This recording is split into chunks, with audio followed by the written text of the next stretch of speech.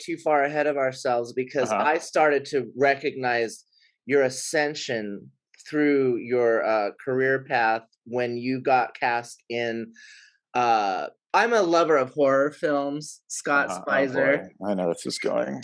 Good God.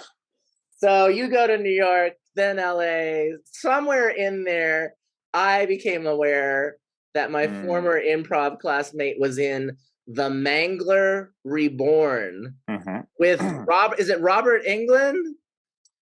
No, he was. So The Mangler Reborn was like the third of the Mangler. Oh my gosh! So Robert was in the first. He was in the first or the second. One of them. Yeah, probably the first. Probably the first. I feel bad because I should know my horror films. I should know that too, but but okay. All I actually really know is that Robert was in, or England was in one of them, and then I think Lance Hendrickson was in the other one. So I don't know who was in one, who was in two. But yeah, that was before Blue Man Group. That was my first LA stint. Nice. Don't know how I got connected into that one. I think that was through some Northwestern alumni. There was a woman in it already, and they couldn't find this part they were looking for. And I knew her through some Northwestern Alumni Association. So she gave them my name, and I met with the directors. And I mean, it was a small thing. I don't think I got paid for it, to be honest with you. Oh, that's interesting. Yeah, pretty sure I did not get paid for that. But it was the biggest thing I'd done at the time. And, it was a legitimate set. And, To be honest, I think I saw it, at least in part, if not all of it. I don't know if someone wants to view it today where they can find it, but I'd be curious. I don't know either. I'm not necessarily going to promote everyone go out. I'm just saying I wouldn't put that in the category of my best work. Nothing against the film. Like, I'm still friends with one of the directors. I've done some other stuff with him, and he's great, and they're great, and everyone in it was great. Reggie Bannister, do you know who that is? Oh yes, I know this name. Yes. Yeah, so he played my dad. I'm not a horror person, so I didn't know who he was, but he's Reggie's like a big deal. Okay, so he's in the Phantasm. Yes. Yeah. So he played my dad, or I guess I played his son. That's important. But and it was fun. I just, like, when I look back at it, I'm like, oh God, what was I doing? Well, I will say this: what I do remember, spoiler alert, someone or something hits me on the back of the head with one of those, like, mallet, like, I don't know what they're called, like a hammer mallet type thing, right? And it's like hitting me on the skull, right? And so it's supposed to be a big blood splatter, right? So they packed the hammer thing with like a little, whatever the packet is. God, I'm so ignorant when it comes to the names of these things. Blood packet, I guess. And it's supposed to, when it hits, it splatters, right? But they kept doing it, and so they would hit it, and there'd be no blood anywhere. It would just kind of stick and stay in there. So it became this thing where we had to do it so many times for them to find a way to actually get splatter out of the hit, because my thick curly hair wouldn't allow the blood to escape.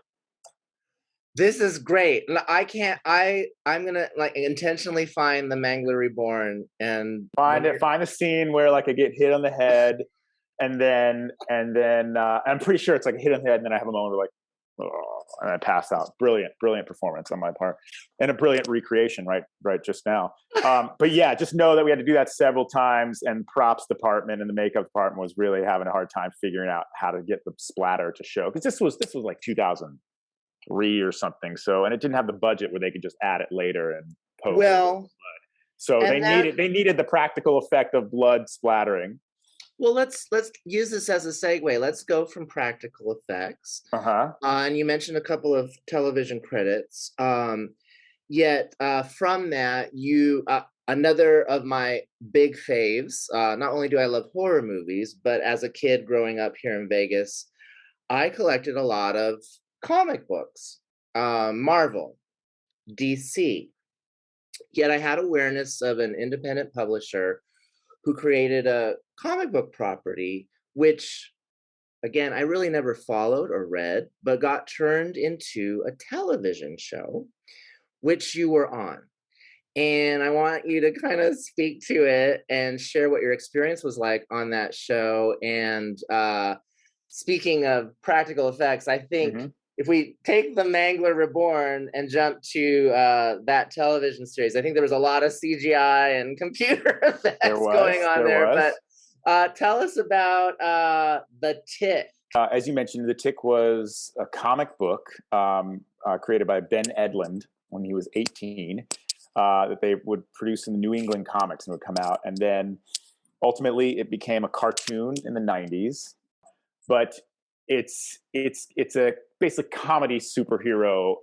It's not a parody, really. I don't like parody in describing The Tick, but it's basically a superhero show or superhero comic book that I think is very aware of itself and aware of the superhero genre is how I would describe it. So it's aware of it and it lives in it, but is also able to comment on it while it's happening, which makes it very funny. Compare it to, like, speaking of horror earlier, it's kind of like Scream was in the horror genre, you know, very self-referential.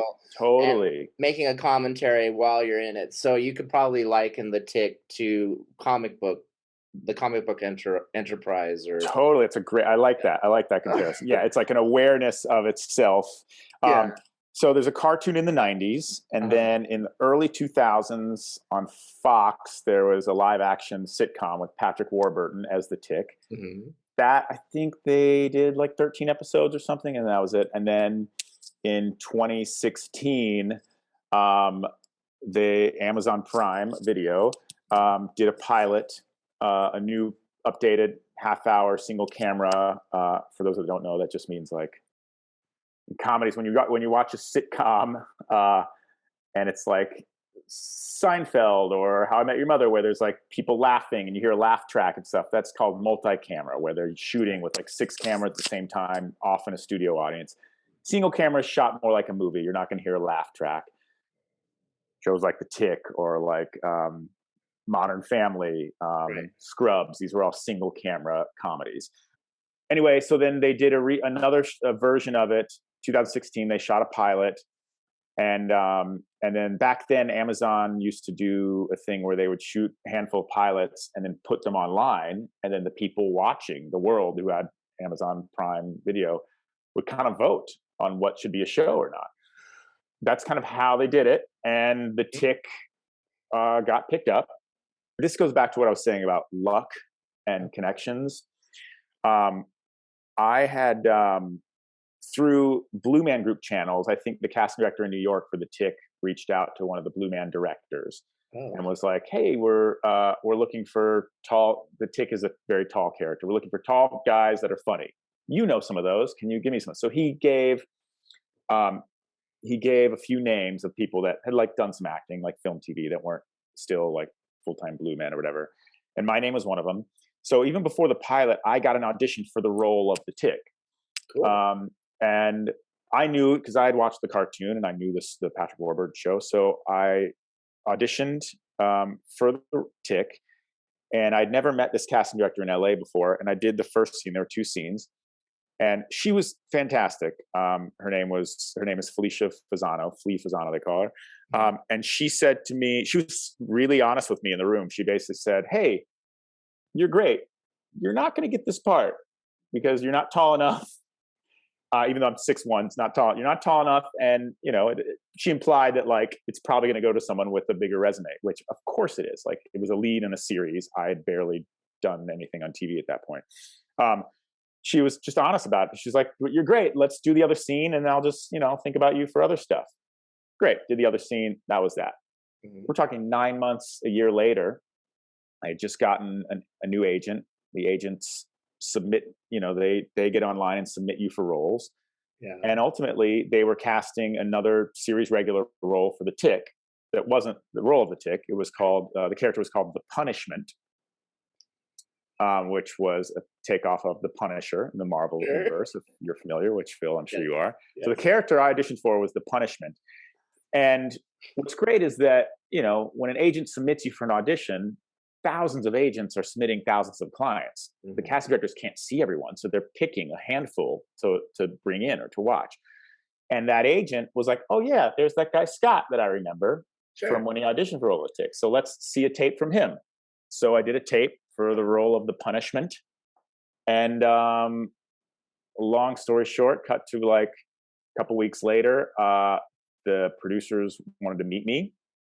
And I thought I was just going in for a callback. So when you get a callback, you're supposed to wear the exact same shit, because if you're getting callback, something went right, don't change it. Unless they tell you to change something, don't change it. So you wear the same thing. I walked in, had the scene in my hand, same clothes, and ultimately never did the scene, just talked to the producers for like 45 minutes. Interestingly enough, too, I knew that, like, and I'd done it in the audition, that I knew this character talked more like this, like he definitely talks like this, right? And that's not me. If you've been listening, you can. This is how I talk. I mean, it's not super high, but it's like, this is my voice, right? In that entire 45 minutes that I was talking to the producers, I just kept my register right here the whole time. I never let on that this was my voice. I just sort of always like, yeah, I do this, and then I'm going to the Blue Man Group, and yeah. So I just kept that the whole time, just to not let on that my voice was a little higher.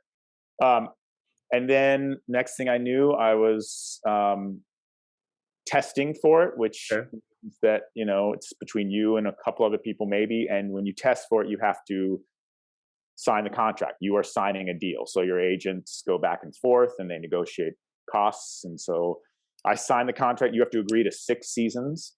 You're committing. Oh my gosh. Yeah. And the reason you have to you have to sign everything beforehand is because they're presenting the options to the network. They're presenting the options to Sony, who was producing the show, presenting the options to Jeff Bezos, head of Amazon. I'm sure he barely watched it, but apparently he did.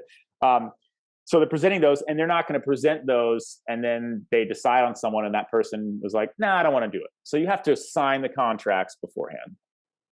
On a Thursday, 2017, late February, on a Thursday at 1 p.m., my agent called and said, I got the job.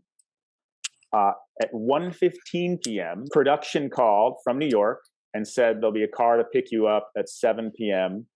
You're kidding. You'll be in New York for 4 to 5 months. Oh, that is insane. Look, and of course, like, this was the, series regulars, you're in every episode, or at least you're in pretty much all episodes. It's, again, very lucky. The money is great. I decided to go back to New York.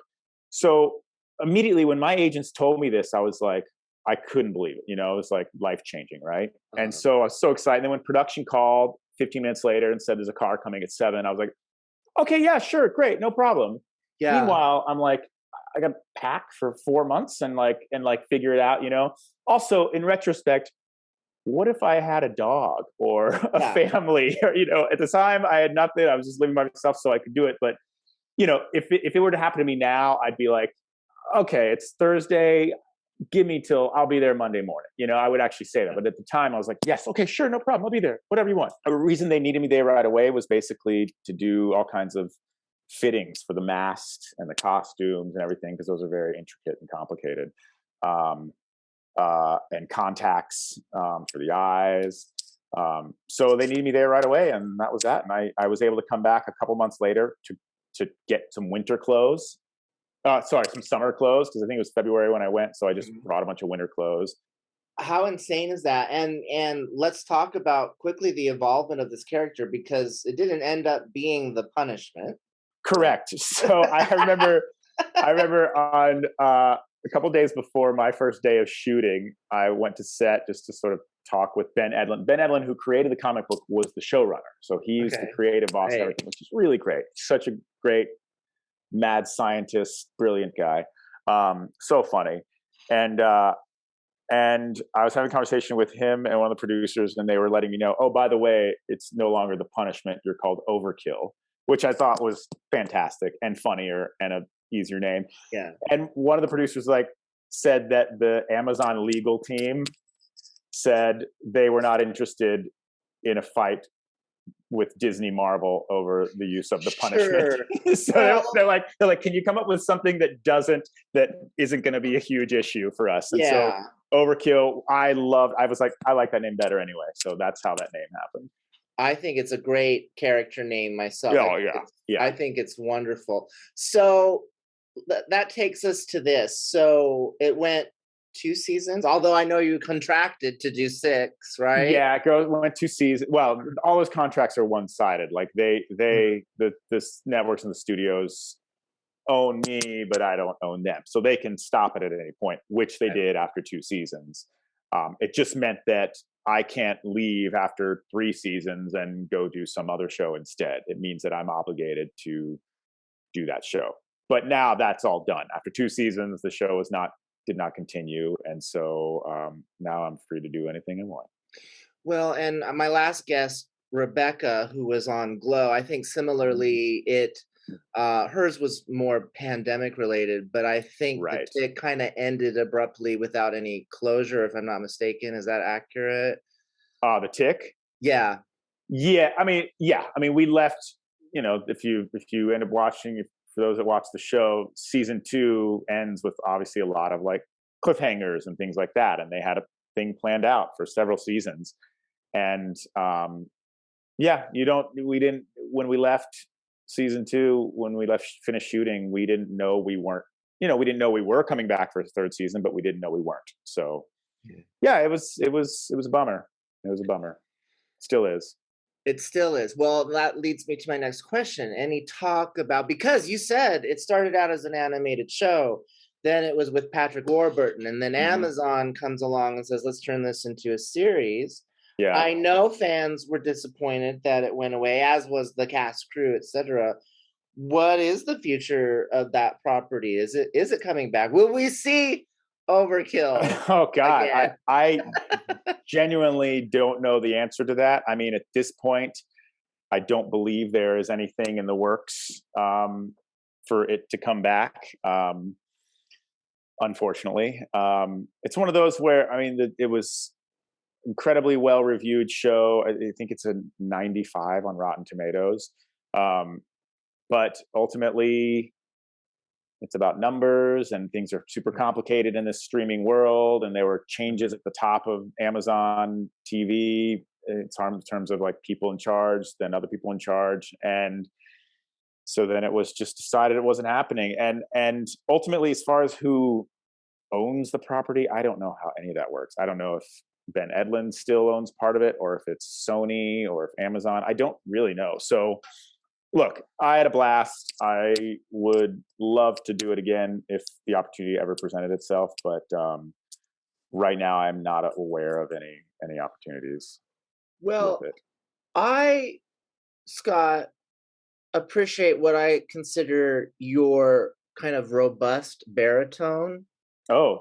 But your Overkill bass is damn sexy. Oh, thank you. And then with and there's no except when the mask was on, they add an effect to it, but the voice is actually mine. I drank a lot of warm, hot. I always have warm water with a little bit of honey in, because you do it all day for like 10 hours, and like just keep doing this voice all day for 10 hours.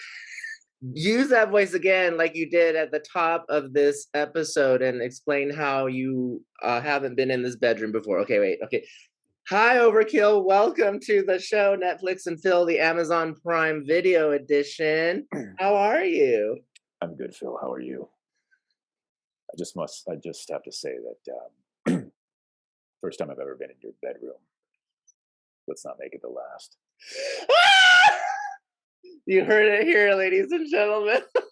Well, Scott, I could talk to you for hours, of course, but I'm gonna go ahead and wrap it. I'll end with one last question. Sure.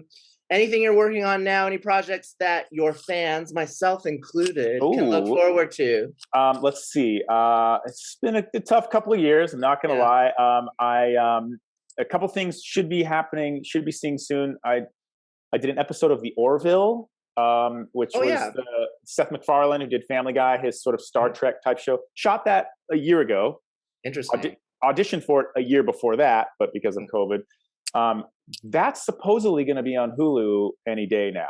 It is. I've been hearing murmurings, because I thought that show was gone, and it went from Fox to Hulu. Oh, I got it. Okay. Yeah.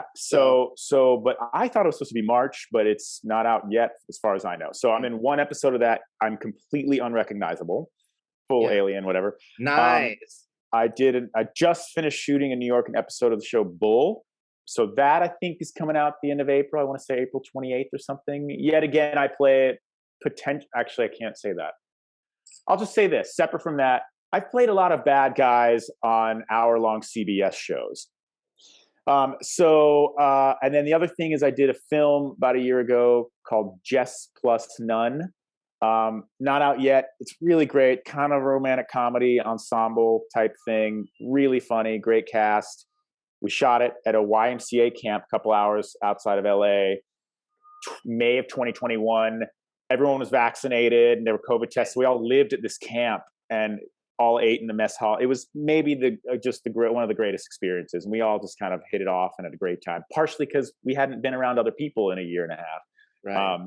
So that was great. Don't know when that's coming out or where. My guess is it'll do some festivals and then end up somewhere on a Netflix type, Hulu type thing.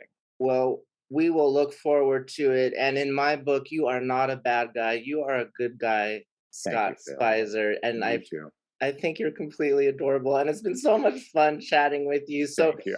I'm honored to be a part of it. I really appreciate you thinking of me and having me. Honestly. All right, everybody, that's been Netflix and Phil, the Amazon Prime Video edition with Scott Speiser, also known as Overkill on the Tick. You can still watch it on there. Yes, you can. Today, if you want to check it out. And also, the Mangler Reborn, if anyone finds it, put it in the comments below. I think I have several DVD copies somewhere.